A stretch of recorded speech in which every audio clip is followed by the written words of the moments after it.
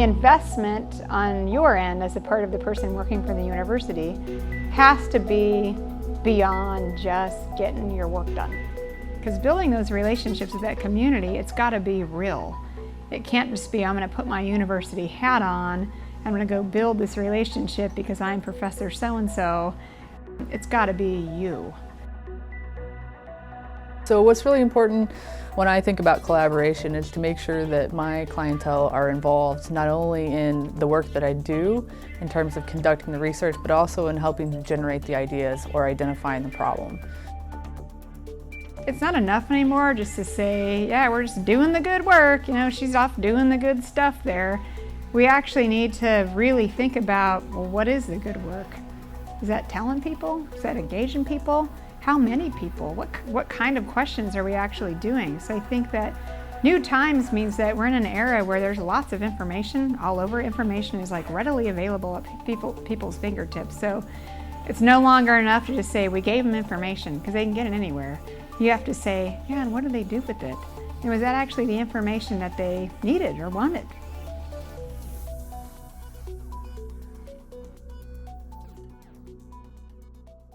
Engagement to me is designing and building an entire research project with the community.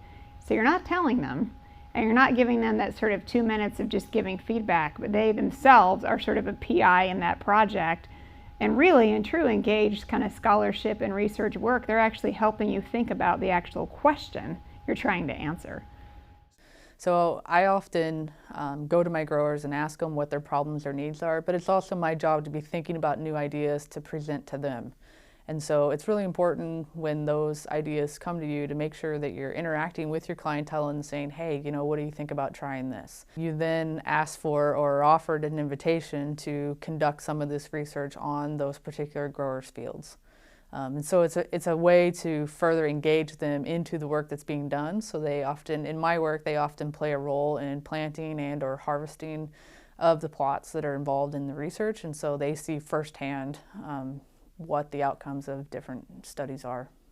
It makes me really feel good that I think we as a university and as Extension sort of nationally are moving away from this thought of we're the expert and we're like giving the community knowledge that they don't have.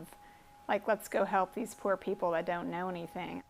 I am probably learning more from the community than they're learning from me. I sort of look at it as my role to sort of be responsive to what their needs are and go like solve their issues and help find resources for them, especially when it comes to solving community issues, solving ocean issues. I think including not just scientists, but also people that use the ocean, work with the ocean, live in those coastal communities to work on solving those questions and working on research projects together always ends up with better or at least more interesting results. So my advice to a new extension agent about engaged scholarship is make sure that you're listening to your clientele and involving your clientele, because they have skills that you don't have and that you may never have that are going to help put you down productive paths.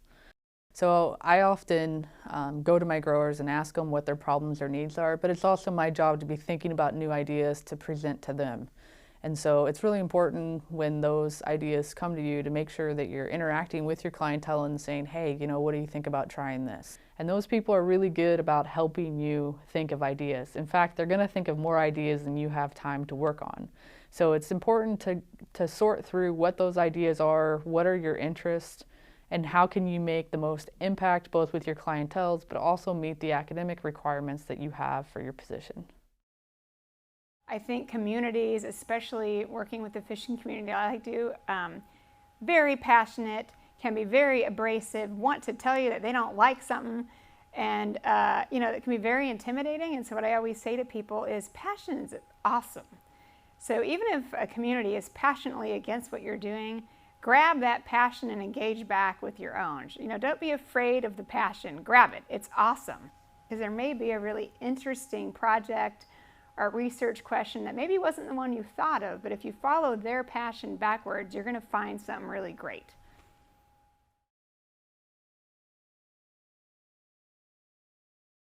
Make sure you're doing what you need to do to be successful as an extension agent. And so our university has requirements of us from a scholarship perspective that are really, really difficult for some people and easier for others. But what's important is that you're able to accomplish those requirements without losing sight of what's really important to your stakeholders. For example, I oftentimes have very practical, applied research ideas that have been generated by my clientele. These are not things that may lead to a journal article, but they are things that are very, very critical to the grower base and that may really have an impact on production practices. And think about how can I add maybe one or two more components that can be measured that would then allow me to take that really applied work and have it have a bigger meaning from a publishing standpoint. And so it's sort of the idea of killing two birds with one stone, but you have to think about it as how can I make this easier for myself and also accomplish the goals or the expectations that have been set in front of me by both my supervisors and the university folks, but more importantly, the growers and those people that I'm set out to serve.